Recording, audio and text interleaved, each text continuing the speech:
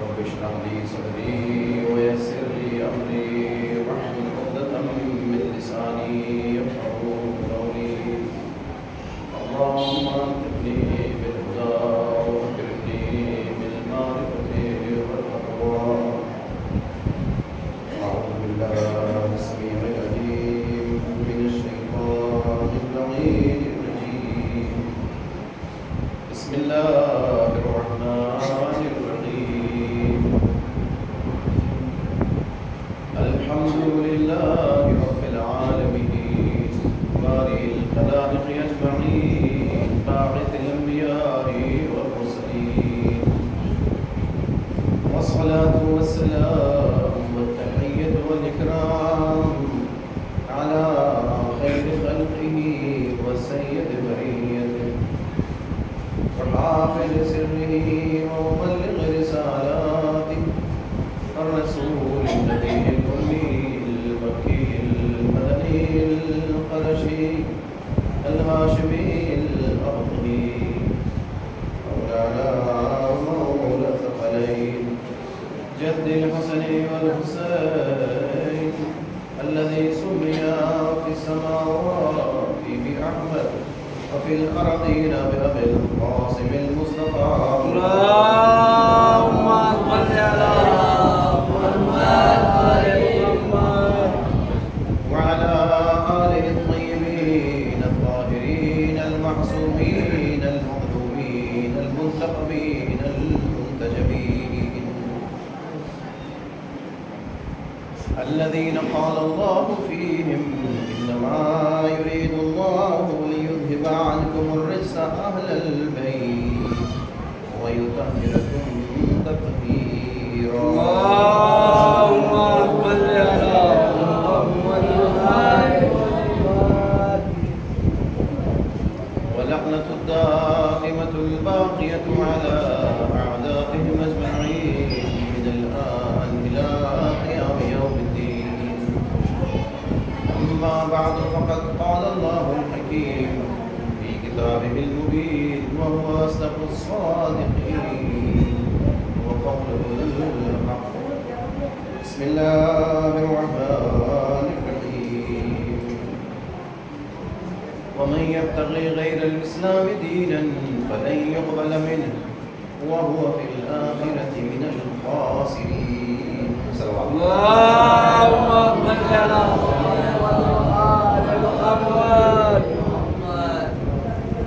گزارش ہے کہ ایک بار سورہ حمد اور 3 بار سورہ توحید کی تلاوت فرما کر اختر علی ابن ولایت علی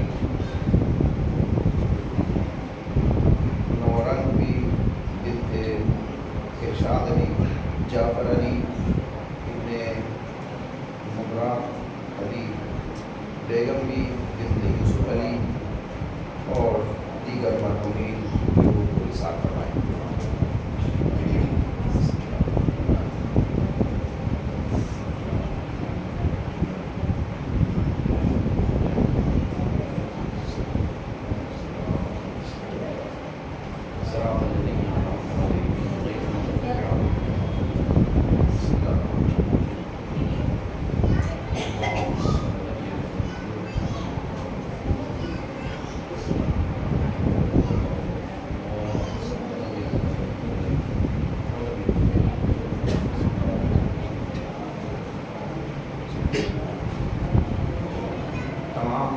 تمام مریضوں کی شفا، خاص طور سے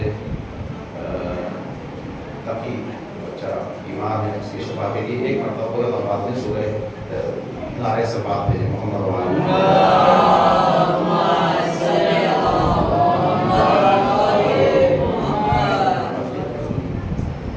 سورہ آل عمران کی آیت نمبر 85 نمبر آیت، جس میں قرآن مجید ارشاد فرما رہا ہے کہ اگر کوئی شخص دین اسلام کے علاوہ کسی اور دین کی خواہش کرے گا تو وہ دین اس سے ہرگز قبول نہیں کیا جائے گا، اور ایسا شخص آخرت میں گھاٹا اٹھانے والوں میں سے ہوگا. اس آئے کریمہ کے ذیل میں خداوند عالم نے توفیق دی کہ اسلام دین انسانیت کے عنوان کے تحت آپ کے سامنے کچھ معروضات پیش کی جا سکیں۔ امید ہے کہ خداوند عالم کی بارگاہ میں مورد قبول واقع ہوئے ہوں گی۔ اور یہ ذکر اہل بیت ہے، اس کے صدقے میں خود اہل بیت علیہ السلام ہم سے راضی ہو گئے ہوں گے، اور یہ امید کرتے ہیں کہ اہل بیت علیہ السلام ایک لمحے کے لیے بھی اپنی نظر کرم ہم سے دور نہ کریں۔ اس لیے کہ اگر ایک لمحہ اور ایک لمحے سے کم کے لیے بھی اگر خدا کی رحمت یا اہل بیت علیہ السلام کی محبت ہم سے دور ہو گئی تو پھر ہم کہیں کے نہیں رہیں گے۔ خداوند عالم کی رحمتوں کو جلب کرنے کے لیے اور اہل بیت علیہ السلام کی خدمت میں اپنی محبتوں کو تحفہ پیش کرنے کے لیے باعث بلند نعرہ صلوات ارشاد۔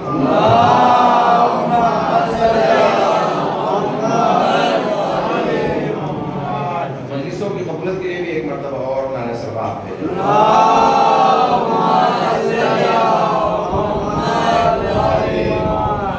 تمام مریضوں کی شفا اور خاص طور سے امام زمانہ علیہ السلام کی سلامتی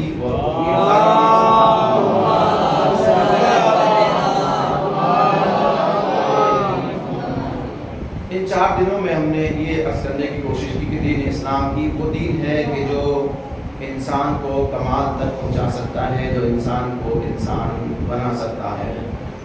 دیگر جتنے بھی دین ہیں، چاہے وہ کچھ بھی نعرہ پیش کریں، چاہے وہ کچھ بھی باتیں پیش کریں، لیکن ان کے اندر وہ صلاحیت نہیں پائی جاتی کہ اسلام کے انسان کو وہ کمال دیں کہ جس کے لیے خدا نے انسان کو بنا کر کے بھیجا ہے۔ خدا نے تاج کرامت انسان کے سر پر رکھا ہے۔ وَلَقَدْ كَرَّمْنَا بَنِي آدم، ہم نے اولاد آدم کو کریم بنا کر کے خلق کیا ہے۔ لہٰذا خدا چاہتا ہے کہ اس کے یہ بندے کریم بن کر رہے، اس کے یہ بندے بلند بن کر رہے، اس کے یہ بندے ہمیشہ بلندیوں میں پرواز کریں، پستیوں میں نہ گرنے پائیں۔ لہٰذا اس نے ایک ایسے قانون کو ہمارے حوالے کر دیا کہ جو انسان کو بلندیوں میں لے جانے کے لیے آیا ہے، جس کا نام ہے دین اسلام۔ اگر بغور تعصب کی اینک ہٹا کر کے دین اسلام کا مطالعہ کیا جائے تو پتہ چلے گا کہ صرف دین اسلام ہی وہ دین ہے کہ جو انسان کو انسان بنانے کی صلاحیت رکھتا ہے۔ صلوات پڑھیں محمد و آل محمد۔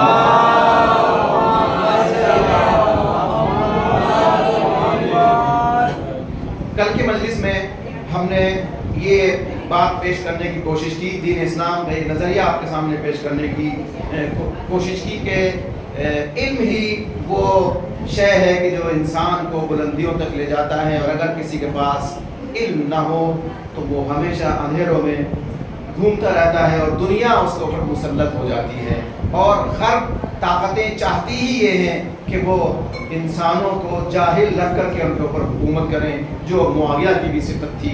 معاویہ کی بھی یہی سیاست تھی، گندی سیاست، کہ لوگوں کو جاہل رکھ کر کے ان کے اوپر حکومت کی جائے۔ اسلام انسان کو اصلی حقوق بشر دیتا ہے۔ جو انسان کے حقوق ہیں وہ صرف اور صرف اسلام میں پائے جاتے ہیں۔ یہ لوگ جو جھوٹے نعرے لگاتے ہیں حقوق بشر کے، ان نعروں کے اندر کچھ بھی نہیں پایا جاتا۔ یہ نعرے نہایت کھوکھلے ہیں، ان کے اندر کوئی دم نہیں پایا جاتا۔ یہ لوگوں کو بہکانے کے لیے یہ لمبے چوڑے نعرے لگاتے ہیں، ان کی کوئی حقیقت نہیں پائی جاتی۔ آج عزیزوں میں ایک ایسے شبہ کا جواب دینے کی کوشش کروں گا کہ جو عام طور سے اسلام کے اوپر وارد کیا جاتا ہے، وہ یہ کہ اسلام میں خواتین کے کوئی حقوق نہیں ہیں، خواتین کے اوپر ظلم کیا جاتا ہے۔ لہٰذا میں جو ہماری مائیں بہن مجلس میں ان سے گزارش کرتا ہوں کہ غور سے آج کی باتوں کو سنیں، اس لیے کہ ہدیہ ہے یہ خود خواتین کے لیے۔ اس سے وہ جو خداوند عالم نے ان کو شرف بخشا ہے وہ بھی معلوم ہو جائے گا، اور جو ان کے اوپر حقوق کچھ عائد کیے ہیں ان سے بھی آگاہی ہوگی۔ صلوات پڑھیں محمد و آل محمد۔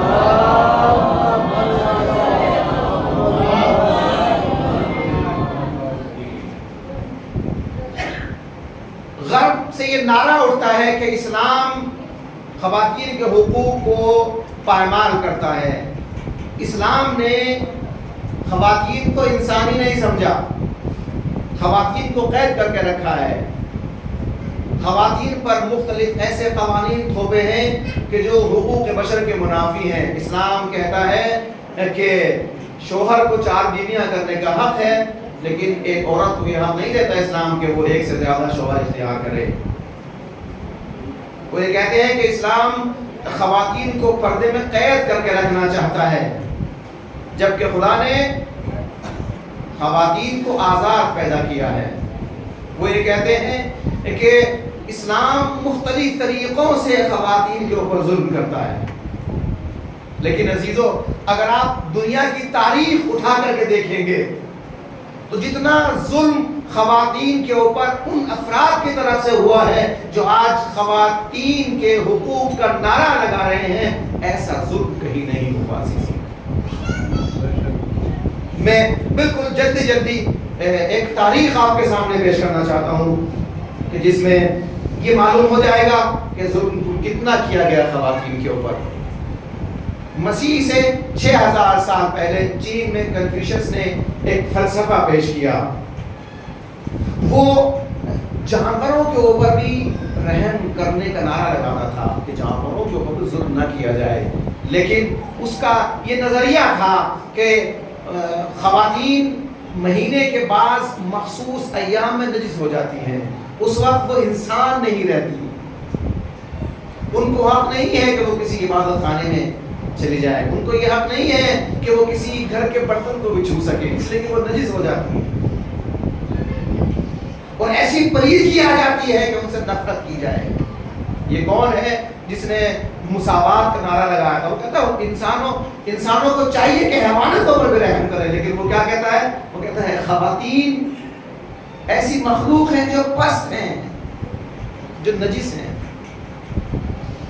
اور یہ جب فلسفہ یہ ہندوستان میں آیا تو ہندوستان میں ہزاروں سال تک ستی پرتھا کے نام پر جو خواتین کے اوپر ظلم ہوا ہے وہ کسی سے پوشیدہ نہیں ہے.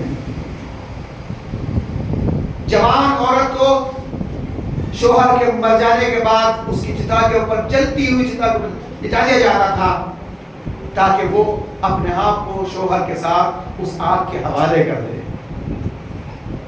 اور نعرہ کیا ہوتا تھا؟ جب آج اعتراض کرتے ہیں کہ بھائی ایسا ظلم کیوں ہوتا تھا کہ خواتین کو کہتے ہیں کہ شوہر اور بیوی کے درمیان اتنی الفت ہوتی ہے، اتنا عشق ہوتا ہے کہ بیوی یہ برداشت نہیں کر سکتی تھی کہ وہ اپنے معشوق کے بعد زندہ رہے اس دنیا میں. میں کہوں گا کہ یہ عشق کیا صرف ایک طرفہ تھا یا دو طرفہ بھی تھا؟ نہیں جناب، عشق تو ہمیشہ دو طرفہ ہوتا ہے نا. تو میں کہوں گا کہ پوری تاریخ میں جہاں پر ہزاروں کی تعداد میں خواتین کی لسٹ موجود ہے کہ ستی ہوئی، وہیں پر ایک ایسے شوہر کا دکھا دیجیے نام جو ستا ہوا ہو تاریخ میں، کہ جو اپنی بیوی کے ساتھ جلا دیا گیا ہو، جس کو یا اس نے اپنے آپ کو آتش کے حوالے کر دیا ہو، آگ کے حوالے کر دیا ہو کہ میں اپنی بیوی کے عشق میں اپنے آپ کو قربان کر رہا ہوں. کہیں ملتا ہے؟ کہیں پر نہیں ملتا عزیزو، نہیں ملتا. یہ بالکل جھوٹ بات بیان کرتے ہیں کہ خواتین اپنی مرضی سے اپنے شوہر کی چتا پر لیٹ جایا کرتی تھی. نہیں، بلکہ ان کو مجبور کیا جاتا تھا کہ وہ اپنے آپ کو قربان کر دیں اپنے شوہر کے ساتھ. ہاں، بعض جگہوں پر ملتا ہے کہ بعض مواقع پر خواتین خود اپنی مرضی سے اپنے شوہر کے ساتھ جل جایا کرتی تھی. اس کی علت تھی، اس کی وجہ یہ تھی کہ شوہر کے مرنے کے بعد وہ خاتون اپنے شوہر کے گھر میں منحوس ہو جایا کرتی تھی. اس کو ڈائن کا لقب دیا جاتا تھا اور اپنے باپ کے گھر میں منحوس ہو جایا کرتی تھی. مصیبت بنتی تھی اپنے ماں باپ کے لیے. اس کو اپنے سر میں تیل لگانے کا ادھیکار نہیں تھا. اس کو یہ حق نہیں تھا کہ وہ نئے کپڑے پہن سکے. اس کو دوسری شادی کرنے کا کوئی بھی حق نہیں تھا. تصور بھی نہیں کر سکتی تھی کہ دوسری شادی بھی ہو سکتی ہے، نہیں ہو سکتی ہے. اگر اس نے کبھی کسی کے بچے کو گود میں اٹھا لیا تو یہ کہہ کر کے بچے کو چھین لیا جاتا تھا کہ تو ڈائن ہے، جس طرح تو اپنے پتی کو کھا گئی میرے بچے کو بھی کھا جائے گی. گنگا کے پوتر جل میں بعض بچیوں کو زندہ بہا دیا جاتا تھا تاکہ گنگا کو بلی دی جا سکے. تو بچیاں روتی بلکتی ہوئی گنگا کے حوالے ہو جایا کرتی تھی. لیکن جو آج اہنسا کے پجاری بنے بیٹھے ہیں، اہنسا کا نعرہ لگا رہے ہیں، ان میں کسی کے دل کے اوپر بھی رحم نظر نہیں آتا تھا. یہ ہے وہ تاریخ جہاں پر خواتین کے اوپر ظلم نظر آتے ہیں عزیزوں. اور کہتے ہیں کہ ہم آج مسلمانوں کے حق میں یہ بات کر رہے ہیں نا خواتین کے حقوق میں کہ جناب فلاں یہ ایسا طلاق کا قانون کیوں ہے, یہ پردے کا قانون کیوں ہے, یہ عورت کے اوپر ظلم ہے, خاتون کے اوپر ظلم ہے. جاؤ ذرا اپنی تاریخ اٹھا کر کے دیکھو اور اس ظلم کے اوپر آواز اٹھاؤ. تاریخ آگے بڑھی عزیزوں. ایران میں جب ساسانیوں کی حکومت تھی تو وہاں پر مصدق نام کے ایک شخص نے ایک فلسفہ پیش کیا, عجیب و غریب فلسفہ پیش کرتا ہے. وہ کہتا ہے کہ اس دنیا میں جو سب سے بڑی مصیبت کی جڑ ہے وہ ہے عورت, لہذا عورت سب کا مشترک مال ہے. کوئی بھی شخص کسی بھی شخص کی بیوی کو استعمال کر سکتا ہے چونکہ اس کے اوپر سب کا حق ہے. اور اس وقت کا جو ساسانی بادشاہ تھا اس نے اس فلسفے کو سن کر کے اس فلسفے کو قبول کیا اور اس نے اپنی حرم سراؤں کے دروازوں کو عوام کے اوپر کھول دیا کہ جو چاہے وہ میری حرم سرا میں آ کر کے استفادہ کر سکتا ہے. جس طرح کمیونزم نے ایک نعرہ دیا تھا کہ دنیا میں مصیبتوں کی جڑ جو ہے وہ ہے مال, لہذا مال مشترک ہونا چاہیے, سب کی جیب سب کے لیے عام ہونی چاہیے, کوئی بھی کسی کی بھی جیب سے پیسہ نکال سکتا ہے, اگر میرے پاس مال ہے تو سب کا مشترک ہے. یہ مصدق کہتا ہے کہ اس طریقے سے مال مشترک ہے اسی طریقے سے خواتین بھی مشترک ہے. یہ خواتین کے اوپر ظلم. اس کے بعد پھر جب یہ فلسفہ خواتین کے ظلم کا فلسفہ ایران سے نکل کر عرب کی سرزمین میں داخل ہوا تو وہاں پر ظلم و ستم کی ایک عجیب داستان نظر آتی ہے. وہاں پر اپنی چھوٹی چھوٹی بچیوں کو باپ زندہ درگور کر دیا کرتا تھا. بیٹی چلا رہی ہے, بیٹی گڑگڑا رہی ہے, لیکن باپ کے چہرے کے اوپر شکن نہیں آتی تھی. وہ کہتا تھا کہ یہ عورت میرے لیے مائے ننگ ہے, میری بدنامی کا سبب ہے, لہٰذا اس کو درگور کر دیا جائے. اسی عرب میں خواتین کے اوپر اتنا زیادہ ظلم تھا کہ جب باپ مر جایا کرتا تھا تو جس طریقے سے باپ کا مال اولاد میں تقسیم ہوتا تھا اسی طریقے سے جو باپ کی بیویاں تھیں وہ بھی اولاد میں تقسیم ہو جایا کرتی تھی. اور بیٹا جس طریقے سے مال کو اپنی سمپتی بنا لیا کرتا تھا اسی طریقے سے اپنی ماں کو بھی اپنی کنیز کے طور پر اپنے پاس رکھتا تھا. اور اس کی مرضی تھی, چاہے تو اس کو کنیز بنا کر کے بازار میں بیچ دے, چاہے اپنے گھر میں معاذ اللہ اپنی بیوی کی طرح اس کو رکھے. اسلام آنے سے پہلے عرب میں خواتین کے اوپر یہ ظلم تھا. اور جب یہ ظلم عرب کی سرزمین سے نکل کر اس کے نزدیک شام میں پہنچا تو شام میں طرابلس اور جو دیگر شہر تھے وہاں پر خواتین کو شاہراہوں پر بٹھا دیا جاتا تھا, ان کو شاہراہوں پر بیٹھنے کے لیے مجبور کیا جاتا تھا تاکہ ہر آنے جانے والا اس سے اپنی جنسی بھوک کو مٹا سکے اور وہ بھیڑیے اپنی جنسی خواہشات پورا کرنے کے لیے ان خواتین کو نوش کر کے کھا جائے. یہ خواتین کے اوپر ظلم کی تاریخ ہے. اور اپنے آپ کو سب سے پہلا متمدن ملک کہنے والا روم جب شام کے اوپر حملہ کیا اور شام کو اپنے حصے میں اس کے اوپر قبضہ کر لیا اور اپنے جو ایمپرائر تھا, جو ان کی حکومت تھی, اس میں ملا لیا. روم کا ایمپائر تھا, بڑا ملک تھا, بڑی سلطنت تھی, اس میں ملا لیا. تو وہاں پر انہوں نے ایک فلسفہ پیش کیا. وہ کہتے ہیں کہ تمام مصیبتوں کا جڑ, تمام مصیبتوں کی جڑ ایک خاتون ہے جو آسمانوں کے اوپر بیٹھی ہوئی ہے. آسمانوں کے اوپر بیٹھی ہوئی ہے. اگر زمین کے اوپر کوئی بھی مصیبت نازل ہوتی ہے, زلزلہ آتا ہے, سیلاب آتے ہیں, بھوکمری پھیل گئی, کوئی وبا آ گئی, پلیگ آ گئی, کوئی بھی اگر مصیبت نازل ہوئی تو اس کی اصل وجہ وہ خاتون جو آسمان کے اوپر بیٹھی ہوئی ہے. لہٰذا جب زلزلے میں لوگ مر جاتے تھے تو ان کا بدلہ لینے کے لیے اپنے ہاتھوں میں تعزیہ لے کر کے خواتین کے پاس آتے تھے. اور کہتے تھے اس خاتون کا بدلہ، اس دیوی کا بدلہ ہم تم سے لیں گے۔ ان خواتین کے اوپر کوڑے برسا کر کے ان سے اپنی بربادی کا بدلہ لیا جاتا تھا کہ تم ہی ہماری مصیبتوں کی جڑ ہو۔ وہاں پر ایک دیوی، ایک دیوتا تھا، ان کے اوپر جوان لڑکیوں، ان کے مجسمے تھے، ان کے مجسموں کو اپنی جوان لڑکیوں کے خون سے نہلایا جاتا تھا۔ اور یہ ظلم دوبارہ جب مصر کی تاریخ آپ اٹھا کر دیکھیں، ظلم سے بھری پڑی ہے۔ جب دریائے نیل میں طغیانی نہیں ہوتی تھی، اس میں پانی کم ہوتا تھا، تو اس میں طغیانی لانے کے لیے خوبصورت لڑکیوں کو ذبح کر کے اس کے خون سے دریائے نیل کے پانی کو رنگین کیا جاتا تھا، تاکہ اس میں طغیانی پیدا ہو جائے اور ہم کو رزق حاصل ہو۔ یہ تاریخ کہاں کی تاریخ ہے؟ اپنے آپ کو متمدن کہنے والے افراد کی تاریخ ہے۔ ایسے افراد جو کہتے ہیں کہ ہم حقوق نسواں کے نمبردار ہیں۔ تاریخ میں کہاں تک بیان کروں عزیزو، کہاں تک بیان کروں تاریخ؟ ایران ہی نے، اور اس کے علاوہ جس وقت روم کا جو پرانا تمدن تھا جب وہ ختم ہوا اور نئے تمدن نے پرانے کھنڈروں کے اوپر اپنی تعمیر کی اور اپنے قلعے تعمیر کی اور ایک نئے تمدن کی بنیاد رکھی، تو وہاں پر ایک عجیب فلسفہ پیش کیا گیا۔ انہوں نے بھی ایک دیوی کا نام لیا کہ جو آسمان پر بیٹھی ہے، جس کا تعلق آسمان کے دیوتاؤں سے بھی ہے اور زمین کے اوپر جو افراد ہیں ان سے بھی ہے، لہذا تمام مصیبتوں کی جڑ وہ خاتون ہے۔ جتنی بھی برائیاں پھیلتی ہیں وہ ایک خاتون ہے اس کی وجہ۔ اٹھا کر دیکھیں عزیز و تاریخ، ان تمام چیزوں کا مطالعہ کرنا چاہیے۔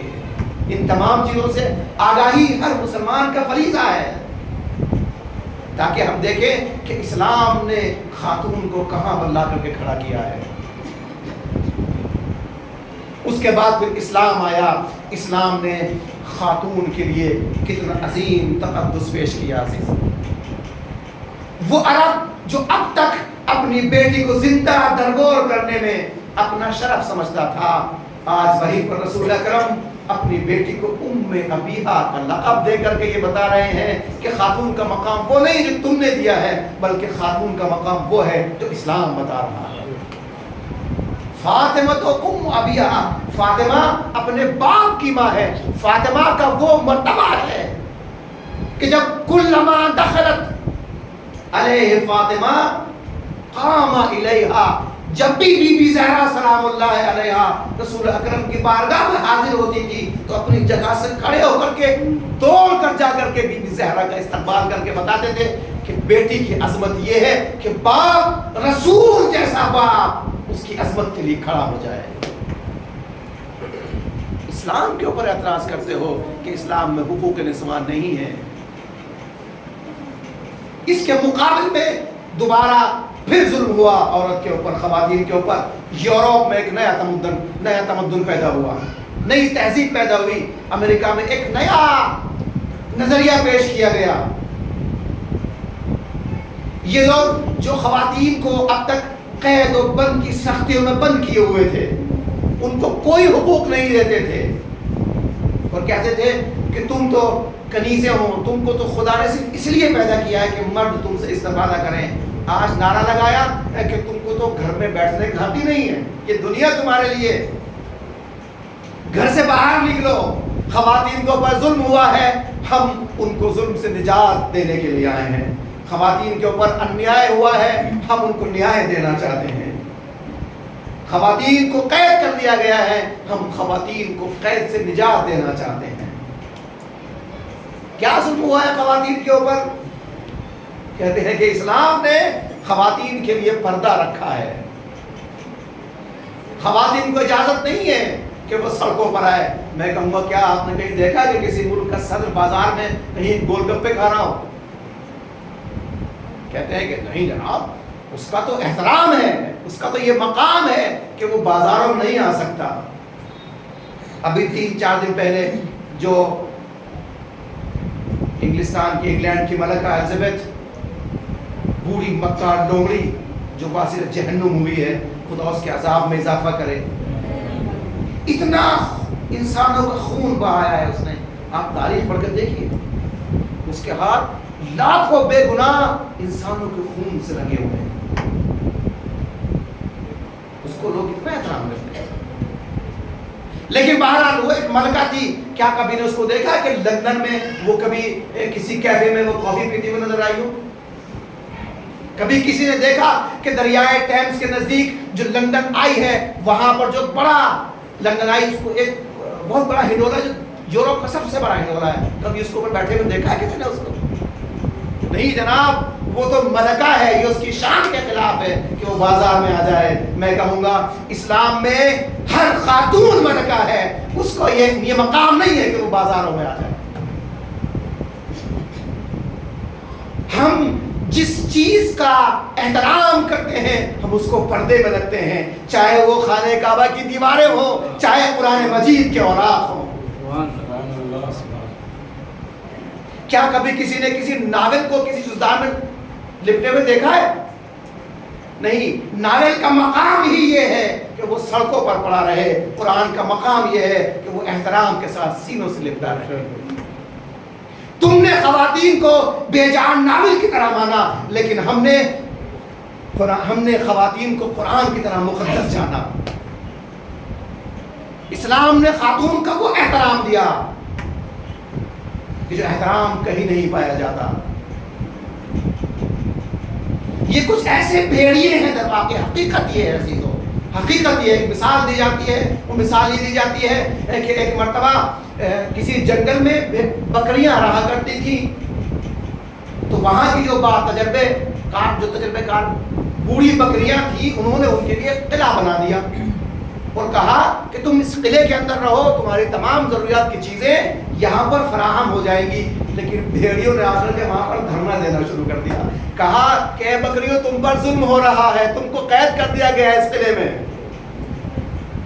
اندر تم کو سوکھی گھاس ملتی ہے، وہاں پر وہ نظارہ نہیں ملتے جو آزاد جنگل میں ملتے ہیں. لہٰذا تم احتجاج کرو اپنی آزادی کے لیے تاکہ تم کو اس قلعے سے نکلنا دیے جائے. تو کیا وہ بھیڑیے بکریوں کے حق میں مخلص تھے؟ ان کا مقصد یہ تھا کہ کب یہ بکریاں اس قلعے کے حصار سے باہر نکلیں اور ہم ان کو پھاڑ کھائیں. اسلام نے کہا اے خواتین، تمہارے اوپر پردہ واجب کیا گیا ہے، تم اپنے گھروں میں بیٹھو، اس لیے کہ یہ درندے ہیں جو تمہاری طاق میں لگے ہوئے ہیں. یہ تم کو سبز باغ دکھا کر کے تم کو اسلام کے محفوظ قلعے سے، تم کو حجاب کے محفوظ قلعے سے باہر نکالنا چاہتے ہیں تاکہ تم کو پھاڑ کھائیں. یہ ہے اسلام میں خواتین کا مقام. عزیزو، کتنا عظیم کیا. جہاں پر رسول اکرم اپنی بیٹی کو کہتے ہوئے نظر آتے ہیں فاطمہ تو ام ابیہا، فاطمہ میری ماں ہے، وہیں پر علی اپنی بیٹی کا نام زینب رکھ کر کے بتاتے ہیں کہ میری بیٹی اپنے باپ کی زینت ہے. اللہ اکبر. میری بیٹی میرے باپ کی زینت ہے. جب بیٹی بن کر کے آتی ہے یہ خاتون ماں باپ کے گھروں میں، تو اپنی کلکاریوں سے، اپنی ہنسیوں سے ماں باپ کے دلوں میں پھول کھلا دیتی ہے. اس کے بعد جب زوجہ بن کر کے جاتی ہے تو یہ شرف بخشتی ہے انسان کو کہ اس کا آدھا دین مکمل ہو جاتا ہے، آدھا دین محفوظ ہو جاتا ہے. اللہ اکبر. رسول خدا صلی اللہ علیہ وآلہ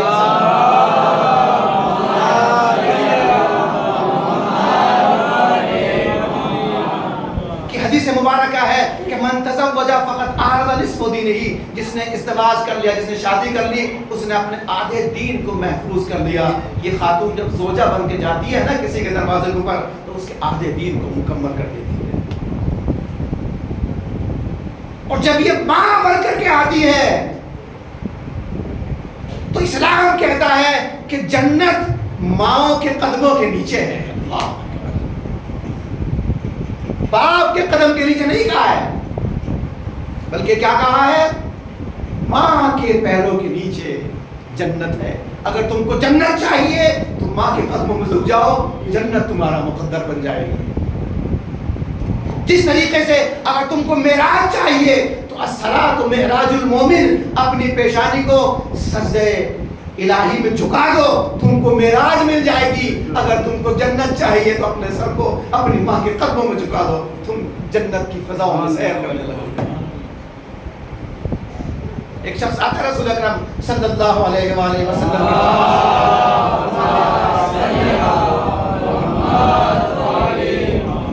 कहता या रसूल अल्लाह, मैं अपने माँ बाप में से किसके साथ नेकी करूं?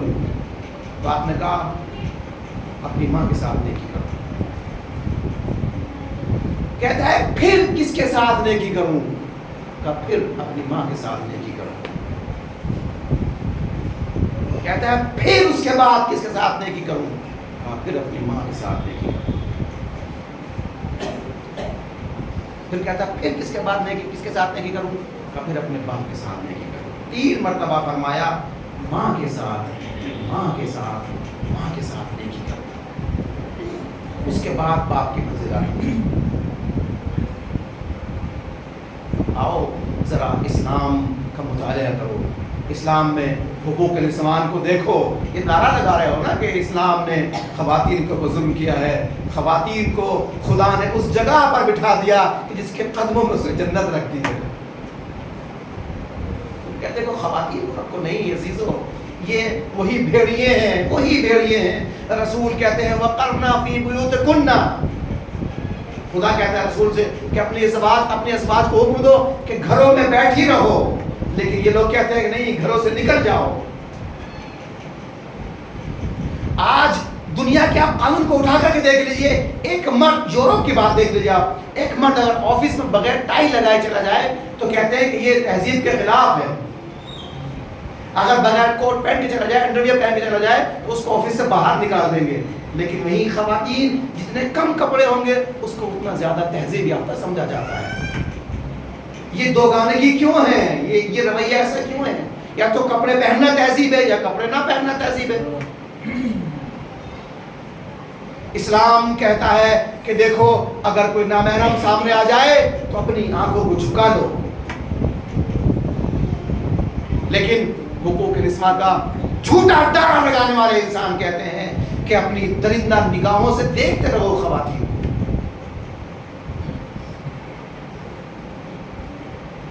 वो ये कहते हैं कि खुदा ने तो इसको पैदा इसलिए किया है, क्यों इसको इतना हुस्न दिया है? वो हम लोग के लिए हुस्न दिया है। कुरान कहता है नहीं, हर कसो नाकस के लिए खुदा ने खातून को पैदा नहीं किया है। खातून को उसने मलका बना करके पैदा किया है, खातून को हुकूमत करने के लिए पैदा किया है, दिलों पर हुकूमत करने के लिए। इसीलिए जब उसके अंदर इश्क आता है, जब उसके अंदर मोहब्बत आती है तो वो अपने शोहर के दिल के ऊपर मोहब्बत करती है, और जब उसके दिल में ममता आती है तो अपने बच्चों के ऊपर हुकूमत करती है।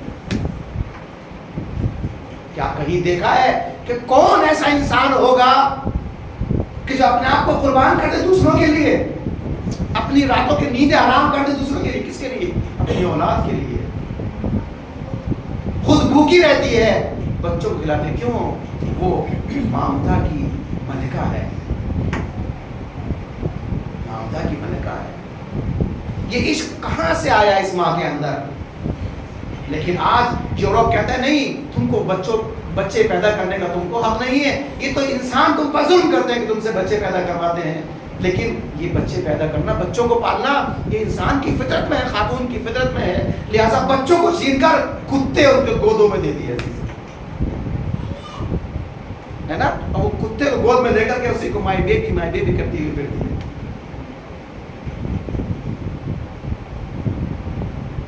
इस्लाम ने माँ की फितरत में रखा है, माँ को ऐसा बनाया है उसने उसके बदन को कि वो अपने बच्चों को दूध पिलाए। लेकिन वो कहते हैं कि नहीं, दूध पिलाना तो जुल्म है ख़वातीन के ऊपर।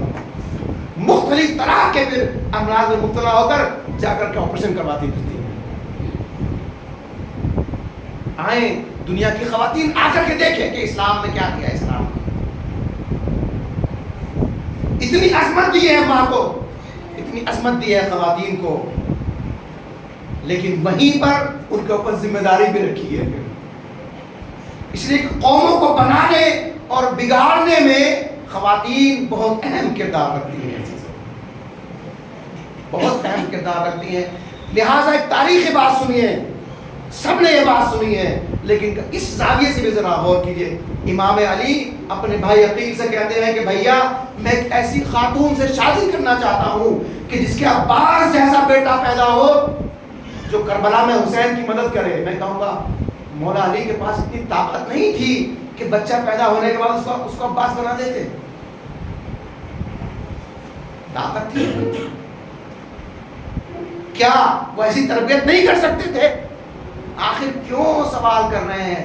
اے عقیل، ایسے خاندان کی خاتون چاہیے کہ جو عباس جیسے بیٹے کو معاشرے کے حوالے کر سکے۔ امام علی بتانا چاہتے ہیں نہیں، علی ہو کر کے بھی اگر پہلے سے انتظام نہ کیا جائے تو کسی عام بچے کو عباس نہیں بنا سکتا۔ علی کے اور بھی تو بیٹے ہیں نا، محمد حنفیہ بھی ہے نا، اور دیگر بیٹے بھی ہیں، کوئی عباس بنا؟ اولاد کی تربیت کے لیے اولاد کے دنیا میں آنے کے بعد انتظام نہیں کیا جاتا، شکم مادر میں آنے کے بعد بھی انتظام نہیں کیا جاتا، شادی سے پہلے انتظام کیا جاتا ہے۔ شریف گھرانے تلاش کرو تاکہ شریف بچوں سے تمہاری گودیاں بھر جائیں۔ لہذا اپنی بیٹیوں کو ایسی تربیت دو کہ وہ شریف اولاد معاشرے کے حوالے کر سکیں۔ امام خمینی رحمۃ اللہ علیہ نے اتنا بڑا انقلاب کیسے برپا کیا؟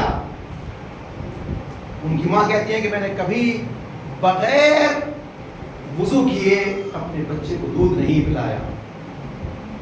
محمد حسین طباطبائی آپ نے نام سنا ہوگا، اب تو جوان ہے، اس وقت 6-7 سال کی عمر کا بچہ تھا اور حافظ قرآن، اور کیسا حافظ قرآن عزیزوں کہ وہ قرآن میں گفتگو کرتا تھا، قرآن سے لوگوں کے سوالوں کا جواب دیتا تھا۔ عربستان کے بادشاہ نے اس کو بلایا اپنے یہاں پروگرام کرنے کے لیے کہ ہم بھی دیکھیں یہ بچہ کتنا بڑا حافظ ہے۔ اس کے بعد جب پروگرام ختم ہو گیا تو اس نے کہا میں تم کو انعام دینا چاہتا ہوں، مانگو تم کیا مانگنا چاہتے ہو۔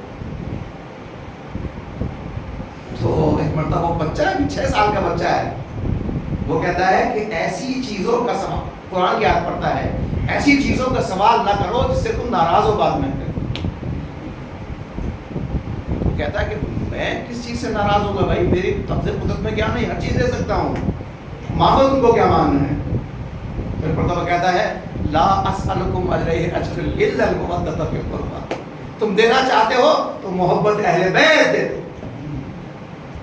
یہ کہاں سے آیا؟ اس بچے کی ماں نے کبھی وضو کے بغیر اپنے بچے کو دودھ نہیں پلایا، یہ الگ۔ جب بچہ شکم مادر میں تھا ہمیشہ گھر میں قرآن کی تلاوت ہوتی رہتی تھی، کبھی باپ تلاوت کر رہا ہے، کبھی ماں تلاوت کر رہی ہے، اگر دونوں نہیں کر رہے، سو رہے ہیں، تو تلاوت کی کیسے چل رہی ہے؟ جب یہ بچہ اس نے بولنا شروع کیا تو قرآنی زبان میں بولنا شروع کیا۔ یہ بچوں کی تربیت بڑا اہم رکھتی ہے، بڑی اہمیت رکھتی ہے۔ ایک عالم دین نے دیکھا کہ ان کے بچے نے ایک عجیب و غریب حرکت کی۔ آپ بڑے خاموش بیٹھے، سلوات پڑھے محمد وعلی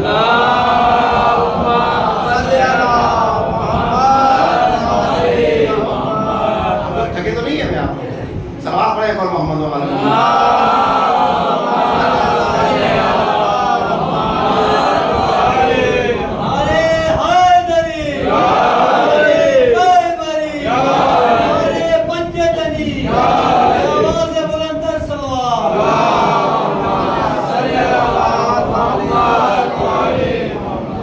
میری بہنیں، میری مائیں ان چیزوں کو غور سے سنیں۔ عجیب حرکت کی اس بچے نے۔ کیا حرکت کی؟ ایک خاتون سر کے اوپر گھڑے میں پانی لے کر جا رہی تھی، اس نے ایک ڈھیلا کھینچ کے مارا، اس میں سوراخ ہو گیا، پانی بہہ گیا۔ انہوں نے دیکھا، بڑا تعجب ہوا، بچے کو کچھ نہیں کہا، گئے اپنی بیوی کے پاس، کہا کہ جب یہ بچہ تمہارے شکم میں تھا تم نے کیسی حرکت کی تھی، کیا تم نے حرکت کی تھی جس کی وجہ سے میرے بچے نے یہ کام انجام دیا، تم ذرا سوچ کے بتاؤ۔ وہ غور کرتی ہے، فکر کرتی ہے اور کہتی ہے کہ ہاں مجھے یاد آیا جب یہ بچہ میرے شکم میں تھا، میں ایک مطلب پڑوس میں بیٹھی ہوئی تھی، وہاں پر انگور رکھے ہوئے تھے، میرے ہاتھ میں سوئی تھی، میں نے سوئی ایک انگور میں چبا کر کے اس سوئی کو چاٹ لیا۔ کتنا اثر ہوتا ہے ایسی سے، کتنا اثر ہوتا ہے۔ جب بچہ شکم میں ہو تو ہر غذا نہیں کھا سکتی خاتون، غذا کا بڑا اثر ہوتا ہے، تربیت کی بڑی ضرورت ہے عزیزوں۔ یہ بات بہت طولانی ہے، میں اس بات کو یہیں پر ختم کر کے ایک اور شبے کا جواب دینا چاہتا ہوں جو آج اسلام دشمن طاقتوں کی طرف سے اسلام کے اوپر وارد کیا جا رہا ہے، وہ یہ کہ رسول اکرم نے اتنی شادیاں کیوں کی ہیں؟ یہ کہتے ہیں نا کہ خواتین کے اوپر ظلم ہے، خواتین کے اوپر ظلم ہے، طلاق اور یہ تمام چیزیں، اگر موقع ملے تو کبھی اور بیان کروں گا، موضوع تشنا رہ گیا، جو کل کا موضوع وہ بھی ناقص رہ گیا، لیکن انشاءاللہ کبھی موقع ملا تو اس کو بیان کیا جائے گا۔ لیکن یہ اعتراض جو ابھی کچھ دن پہلے خبیث نے اعتراض کیا تھا، مذاق اڑایا تھا، اور اس نے ایک ویڈیو بنائی تھی کہ رسول نے تو اتنی شادیاں کی، اسلام کے رسول نے اتنی شادیاں کی، وہ تو معاذ اللہ حوث کے پجاری تھے۔ لیکن عزیزو اگر آپ غور کریں رسول اکرم صلی اللہ علیہ وآلہ وسلم کی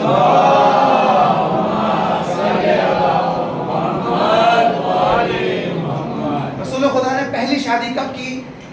جب آپ کی عمر 25 سال کی تھی۔ کس سے شادی کی؟ جناب خدیجہ الکبریٰ سلام اللہ علیہا،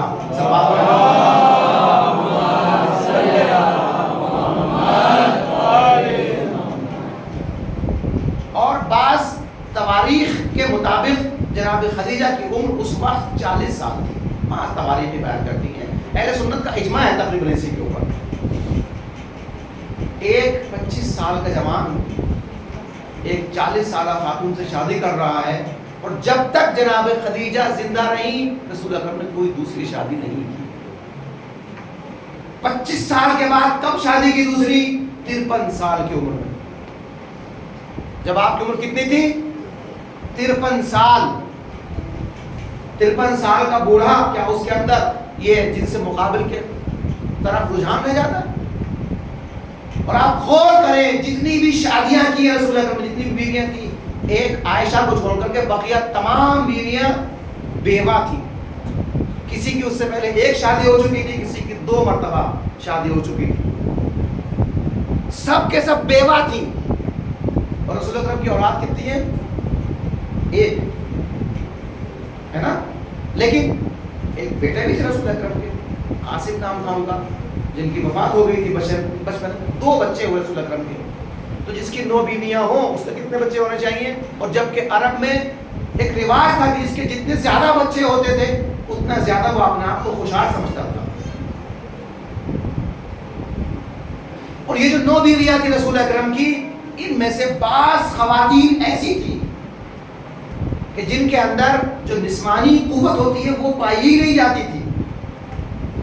رسول اکرم نے کبھی ان کے ساتھ کوئی رابطہ ہی نہیں کیا، پھر شادی کیوں کی تھی؟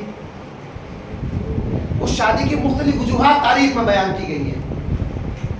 ایک وجہ بیان کی گئی وہ یہ کہ رسول اکرم کے زمانے میں ظالموں نے اتنے حملے کیے نا مسلمانوں کے اوپر، کتنے مسلمان شہید ہو گئے، تو ان کی بیویاں جو ہیں وہ بیوہ ہو جایا کرتی تھی۔ تو رسول اکرم نے بیواؤں سے شادی کر کے لوگوں کو تشویق کی اس کے اوپر بھی کہ تم مجاہدین کی بیویوں سے شادی کرو، دوسری تیسری چوتھی شادی کرو تاکہ یہ بے سرپرست نہ رہ جائیں۔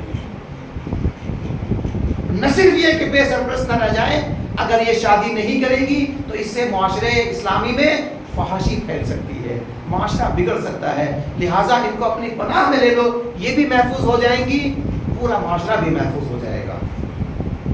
ایک فلسفہ جو بیان کیا گیا ہے۔ دوسرا فلسفہ جو بیان کیا گیا ہے، پورے عرب کی طاقت رسول اکرم کے خلاف محاذرائی کیے ہوئے تھی، مختلف طریقے سے رسول اکرم کے اوپر حملہ آور تھی۔ عرب میں لوگوں سے دوستی کرنے کا اور آپس میں رابطہ کرنے کا بہترین طریقہ شادی ہوا کرتا تھا۔ آپ کسی قبیلے میں شادی کر لیجئے تو وہ قبیلہ آپ کے پشت پناہی کے لیے کھڑا ہو جایا کرتا تھا۔ بعض شادی رسول اکرم کو مجبوراً کرنا پڑی ایسے قبائل میں کہ جن کی ضرورت تھی اسلام کو، اسلام کے پنپنے کے لیے۔ بھائی خداوند عالم نے ڈنڈے کے زور پر تو اسلام نہیں پھیلایا نا، کچھ وجوہات اور کچھ اس طرح کے حالات پیدا کیے جس کی وجہ سے اسلام پنپ جائے، اسلام اپنی ترقی کی منزلوں کو طے کر سکے۔ تاریخ اٹھا کر کے دیکھ لیجئے، کتنی شادیاں ایسی ہیں جو رسول اکرم نے سیاسی وجوہات سے کی ہیں، لیکن جب آپ رسول اکرم کی زندگی کو دیکھیں گے تو کتنا ایسا ملتا ہے۔ قرآن مجید کہتا ہے یا ایھا المزمل قم اللیل الا قلیلا، اے رسول راتوں کو تھوڑا سو جایا کرو۔ جو پوری رات جاگ کر کے عبادت کرتا ہو، کیا وہ خواتین کی طرف رجحان رکھتا ہوگا؟ جو کہتے ہیں کہ رسول معاذ اللہ شہوت پرست تھے، اپنی شہوت کو مٹانے کے لیے متعدد شادی کی۔ جا کر کے دیکھو کہ رسول اکرم اپنی خواتین کے ساتھ کس طریقے کا رویہ اختیار کرتے تھے۔ جس نے نہ جانے کتنی جنگیں لڑیں، کیا جنگیں رسول اکرم کو فرصت دیتی تھی کہ وہ اپنی بیویوں کے پاس جائیں؟ کیا رات بھر کی عبادتیں ان کو فرصت دیتی تھی، ان کو موقع دیتی تھی کہ وہ بیویوں کے ساتھ رہیں؟ کیا مسلمانوں کی تہذیب، دین اسلام کی تبلیغ رسول اکرم کو ایک فرصت دیتی تھی، موقع دیتی تھی کہ وہ بیویوں اپنی حرم سراؤں میں رہیں؟ لیکن عزیزو، یہ مغرب والے جو ہیں نا، متمدن اپنے آپ کو کہنے والے، یہ سب بھی ان حقیقتوں سے واقف ہیں۔ یہ تمام حقائق ان کے سامنے روشن ہیں، واضح ہیں، لیکن چونکہ اسلام دشمنی ہے، اسلام کو مٹانا چاہتے ہیں، انسان کو اپنا غلام بنانا چاہتے ہیں، خواتین کو اپنے ظالم پنجوں میں قید کرنا چاہتے ہیں، اپنی ہوس کا نشانہ بنانا چاہتے ہیں، لہذا اس طرح کے اعتراض کر کے خواتین کو ورغلاتے ہیں کہ وہ اپنے حصار سے باہر آ جائیں تاکہ ہم ان کا شکار کر سکیں۔ ہماری خواتین کا یہ فریضہ ہے کہ وہ بی بی زہرا کی سیرت کے اوپر عمل کرتے ہوئے، جناب زینب کی سیرت کے اوپر عمل کرتے ہوئے اپنے کردار کی حفاظت کریں اور اپنے آپ کو یہ ثابت کریں کہ ہم فاطمہ کی کنیزیں ہیں، ہم کو خدا نے بازار میں پھرنے کے لیے پیدا نہیں کیا ہے، ہم زینب کی کنیزیں ہیں۔ جو ہم زینب کی بے پردی کے اوپر گریا کرتی ہیں تو ہم کو یہ حق نہیں ہے کہ ہم بے پردہ ہو کر کے باہر آ جائیں۔ ہماری ذمہ داری ہے کہ ہم بی بی زہرا کی طرح اپنی اولاد کی تربیت کریں۔ امام حسن امام حسین معصوم ہے نا، لیکن جب باہر سے آتے ہیں تو بی بی زہرا کہتے ہیں کہ بیٹا کیا سیکھ کر کے آئے ہو، ذرا مجھے بھی بتاؤ۔ یہ بی بی زہرا اپنے بچوں سے نہیں پوچھ رہی ہے، بلکہ خواتین کو درس دے رہی ہیں کہ اپنے بچوں پر نظر رکھیں، ہر کسی سے دوستی نہ کریں، ہر کسی کے پاس نہ بیٹھے۔ جب گھر میں آئے تو ان سے پوچھو کہ بیٹا کہاں گئے تھے، کس کے پاس بیٹھے تھے، کیا سیکھ کر کے آئے ہو، ذرا ہم کو بھی بتاؤ۔ بی بی زہرا کی تربیت ہے۔ امام حسن علیہ السلام ابھی چند مہینے کے ہیں، صلوات پڑھیں محمد و آل محمد۔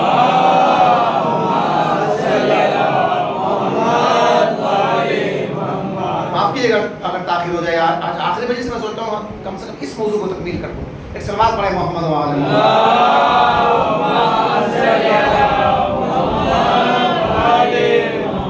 امام حسن علیہ السلام معصوم ہے، چونکہ ہم اس بات کے قائل ہیں کہ ائمہ جو ہوتے ہیں وہ گہوارے بھی معصوم ہوتے ہیں، قرآن کی نص موجود ہے۔ جناب عیسیٰ کے بارے میں جب لوگوں نے اعتراض کیا تھا جناب مریم کے اوپر، یا مریم انا لک ھذا، یہ بچہ کہاں سے لے کے آئی ہو، ما کان ابوک امرأ سوء وما کانت امک بغیہ، نہ تمہارا باپ برا آدمی تھا نہ تمہاری ماں بری تھی، تم نے یہ کام کیسے کر دیا، یہ بچہ کہاں سے لے کے آئی ہو؟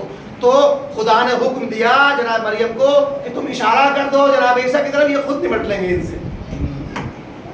ابھی 2 یا 3 دن کے ہیں جناب عیسیٰ، گہوارے میں سخن گفتگو کرتے ہو، کہتے ہیں انی عبداللہ آتانی الکتاب وجعلنی نبیا، میں اللہ کا بندہ ہوں، اللہ نے مجھے نبی بنا کر کے بھیجا ہے، کتاب دے کر کے بھیجا ہے، اور مجھے حکم دیا، کیا حکم دیا ہے کہ میں اپنی ماں کے ساتھ نیکی کروں۔ اللہ اکبر۔ تو جب 3 دن کے عیسیٰ گہوارے میں گفتگو کر سکتے ہیں تو جو فخر عیسیٰ ہو وہ اگر گفتگو کرے یا ان کی عصمت کے بارے میں سوال کیا جائے تو یہ بیجا ہے۔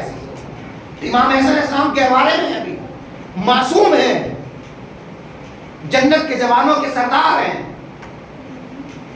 جنت ان کے غلاموں کی ملکیت ہے، یہ لوگوں کی تربیت کرنے کے لیے آئے ہیں، لوگوں کو جہنم سے نجات دے کر جنت میں لے جانے کے لیے آئے ہیں. ابھی گہوارے میں ہے بی بی زینب لوری سنا رہی ہیں. عزیزو سنیے لوری کیا ہے. لوری سنا رہی ہیں بی بی زہرا اپنے بچے کو. میری مائیں بہنیں سنے غور سے. اشبہ ابا کا یا حسن، اے حسن اپنے بابا کی شبیہ بننا. اللہ اکبر. یہ تولا کس کا نام ہے؟ علی کی محبت کا نام تولا ہے نا. اشبہ ابا کا یا حسن، دیکھو جیسے شجاع تمہارے بابا ہیں، جیسے متقی نمازی تمہارے بابا ہیں، اے حسن ایسے ہی بننا. ابھی چند مہینے کے امام حسن گہوارے میں جھولا جھلا رہی ہے، گہوارہ جھلا رہی ہے بی بی زہرا صاحب. اشبہ ابا کا یا حسن وخلا عن الحق الرسن. حق کے پیروں میں جو بیڑیاں چکڑی ہوئی ہیں، جو رسیاں بندھی ہوئی ہیں، اس کو کھول کر کے پھینک دو اپنے بابا کی طرح. امام حسن کی تربیت کر رہی ہے. ولا توالد الحن وعبد الہا ذلمنن. اس اللہ کی عبادت کرو جس نے نعمتیں نازل کی ہیں. اگر اس نے ہم کو عصمت دی ہے تو اسی کی دین ہے. اس نے نعمتیں دی ہیں اسی کی دین ہے. وہ صاحب نعمت ہے. تمام نعمتیں تمام احسانات کرنے والا وہی ہے. ہمارے پاس جو کچھ ہے اللہ کا دیا ہوا ہے. لہٰذا اس الہ ذلمنن جس نے منتیں کی ہیں، جس نے احسان کیا ہے، اس خدا کی عبادت کرو. وخلا عن الحق الرسن وعبد الہا ذلمنن ولا توالد الہن. جو برے لوگوں نے دیکھو ان سے محبت نہ کرنا، ان کے ساتھ اٹھنا بیٹھنے کو ترک کر دینا، ان کے ساتھ معاشرت نہ کرنا. یہ بی بی زہرا اپنے بچے کو لوری نہیں دے رہی ہیں، بلکہ قیامت تک آنے والی خواتین کو یہ پیغام دے رہی ہیں کہ اپنے بچوں کو گہوارے سے ہی ان کے دل میں محبت علی بھی ڈالو، عبادت کی محبت بھی ڈالو، ظلم سے دوری کی محبت بھی ڈال دو. تولا بھی ہے، تبرہ بھی ہے، توحید بھی پائی جاتی ہے. عزیزوں چند مہینے کے حسن ہے بی بی زہرا یہ لوری سنا رہی ہے. تو ہماری جو خواتین ہیں، جو ہماری مائیں بہن، کتنی ان کی ذمہ داری ہے. اور جب اسی کی بیٹی زینب اس دنیا میں آتی ہے تو اپنے بچوں کی کس طریقے سے پرورش کرتی ہے کہ آگے بڑھ بڑھ کے کہتے ہیں کہ معموم بننے کی اجازت دے دیجیے. یہ تربیت ہے جناب زینب کی.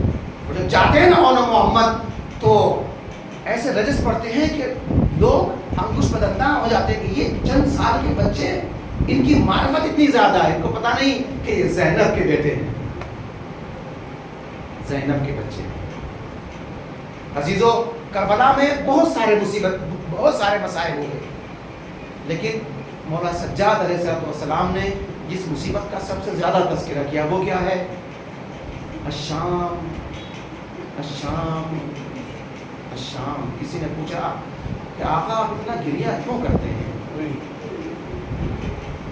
میری مائیں بہنیں غور سے سنیں، ان کو اپنے پردے کی حفاظت کرنا چاہیے. بازار میں کرتی ہیں جو چہرے کی نمائش، اے بیویوں کیا یاد تمہیں کوفہ نہیں ہے؟ بازار میں کرتی ہیں جو چہرے کی نمائش، اے بیویوں کیا یاد تمہیں کوفہ نہیں ہے؟ خطبہ بھی سنایا ہے تو لہجے میں علی کے، زینب کی تو آواز بھی بے پردہ نہیں ہے. اے زینب کی اسیری پر ماتم کرنے والوں سنو. مولا سجاد سے کسی نے کہا کہ مولا شہادت تو آپ کے گھر کی میراث ہے، آپ اتنا کیوں گریہ کرتے ہیں؟ تو کہا تم نے انصاف نہیں کیا، شہادت ہمارے گھر کی میراث ہے، لیکن ماں و بہنوں کی بے پردگی یہ ہمارے گھر کی میراث نہیں ہے. کسی نے پوچھا کہ آقا سب سے زیادہ مصیبت کہاں پڑی؟ آواز دی الشام الشام الشام. ارے شام کے دروازے پر ہم کو گھنٹوں کا رکھا گیا تاکہ شام کو سجایا جا سکے. ارے شام کا بازار، شام کا بازار، شام کا بازار، ایک جو شام کے دروازے سے لے کر کے اور شام کے دربار تک اتنا راستہ ہے کہ چند منٹوں میں طے کر لیا جاتا ہے، لیکن ہم کو راستہ طے کرنے میں پورا دن لگ گیا. ارے کوئی ہمارے اوپر خرمے پھینک رہا ہے، ارے کوئی پتھر مار رہا ہے، ارے کوئی آگ پھینک رہا ہے. ارے میرا ماما جل گیا لیکن میرے ہاتھ بندھے ہوئے تھے، اپنے سر کی آگ بھی نہیں بجھا سکتا تھا. اور قیامت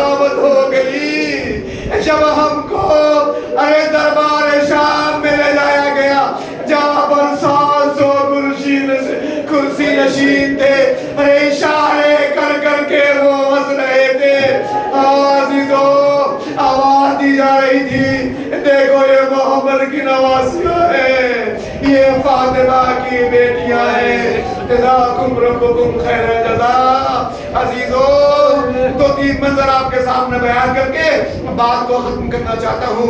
عزیزو شام کے دربار سے رہا ہو کر، قید خانے سے رہا ہو کر جب یہ بیویاں کربلا پہنچی ہیں، عزیزو 6 لوگ نزدیک ہیں، ارے کروڑوں زائرین کربلا پہنچ چکے ہیں. خدا تمام زائرین کو اپنے زبان میں رکھے.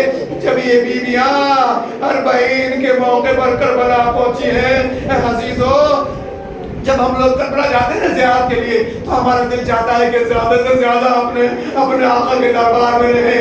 2 دن 3 دن 4 دن 1 ہفتہ دل نہیں بھرتا وہاں سے سفر کرنے کے لیے. لیکن عزیزو 40 کے دن یہ خواتین کربلا میں پہنچی. دوسرے دن کربلا میں نہیں، تیسرے دن امام سجاد نے حکم دیا کہ کربلا سے سفر اختیار کر لیا جائے، کربلا کو خیر بات کہہ کر کے مدینے کی طرف چل دیا جائے. کسی نے اعتراض کیا، کسی نے کہا کہ مولا ارے اتنی جلدی کیا ہے؟ سید سجاد نے آواز دی ارے تم زینب کی حالت نہیں دیکھ رہے ہو، تم رباب کی حالت نہیں دیکھ رہے ہو. اگر چند دن رک جائے گی تو نہ زینب زندہ بچے گی نہ رباب زندہ بچے گی. لو عزیزو یہ لٹا ہوا قافلہ، یہ قافلہ جب مدینے پہنچا، ارے بشیر نے سنانی سنائی اے مدینے والو، اے یثرب والو، ارے مدینہ رہنے کے قابل نہیں رہا. اس لیے کہ یہ قافلہ جو امام حسین کے ساتھ گیا تھا حسین کے بغیر واپس آ رہا تھا، اصغر کے ساتھ گیا تھا آج نواب کی گودی خالی ہے، علی اکبر کے ساتھ گیا تھا اے جوانو علی اکبر شہید ہو گیا. عزیزو لوگ آئے، لوگوں نے دلاسا دیا. بی بی زینب نے نانا کے روزے کے اوپر جا کر کے اپنی مصیبتیں بیان کی. لیکن عزیزو ارے میرے دل کہتا ہے کہ رات کی تاریکی جب چھائی ہوگی جناب زینب اپنی اماں زہرا کی قبر کے پاس گئی ہوگی. اے اماں زہرا، ارے آپ کے اوپر اتنی مصائب پڑے کہ 18 سال کے سن میں آپ کے سر کے بال سفید ہو گئے.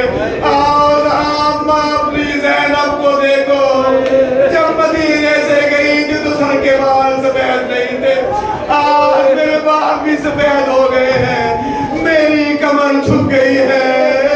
ارے اماں، ارے ظالم نے آپ کو تماشا مارا لیکن جناب آپ کی بیٹی کے مشکوں پر بھی تازیانے لگائے. اماں، ارے آپ کو دربار میں لے جایا گیا، آپ کی بیٹی کو بھی دربار میں لے جایا گیا. لیکن اماں جب آپ دربار میں گئی تو خواتین کے جھرمٹ میں تھی، آپ کی چادر زمین پر خط دیتے ہوئے جا رہی تھی. لیکن جب زینب کو دربار میں لے جایا گیا تو زینب کے سر پہ چادر نہیں تھی. اماں جب آپ دربار میں گئی، مسجد میں گئی تو وہاں پہ اصحاب رسول کا مجمع تھا.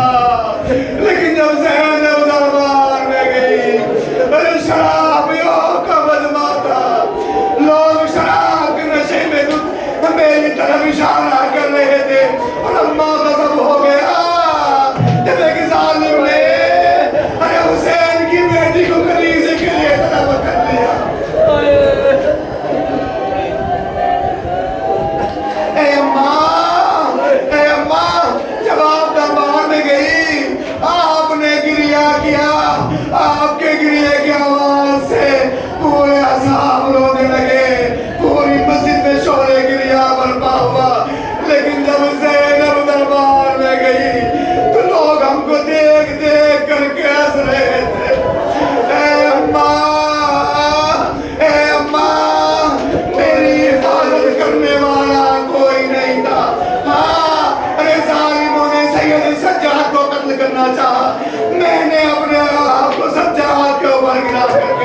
सज्जाद की हिफाजत की। ए माँ, आप बाबा अली को जालिमों के पंजे से निकाल करके अरे घर में ले आई थी, ज़ैनब भी लेकर के आई है माँ। सैयद सज्जाद को जिंदा मदीने तक लेकर के आई है, लेकिन हाँ, अरे उस वक्त बाबा खुद मौजूद थे, हसन और हुसैन मौजूद थे। अरे अम्मा, अरे आपके हाथों में रस्म बंधी हुई नहीं थी, लेकिन मैं जब सैयद सज्जाद को लेकर के आई हूँ, अरे मेरे हाथों में रस्म बंधी थी।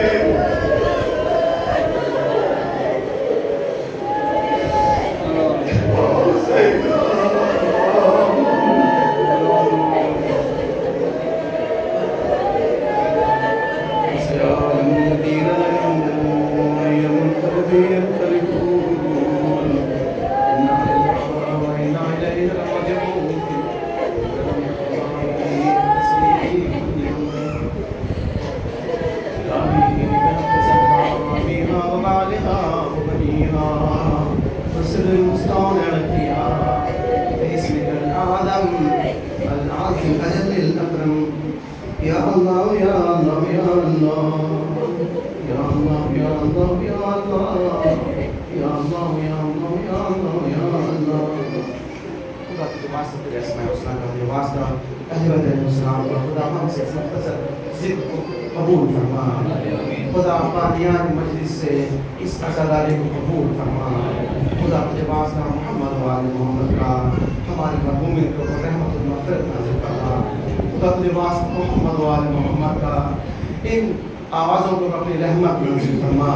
खुदा हमारे हस्बों को हमारे सैयदा में जगह इनायत फरमा।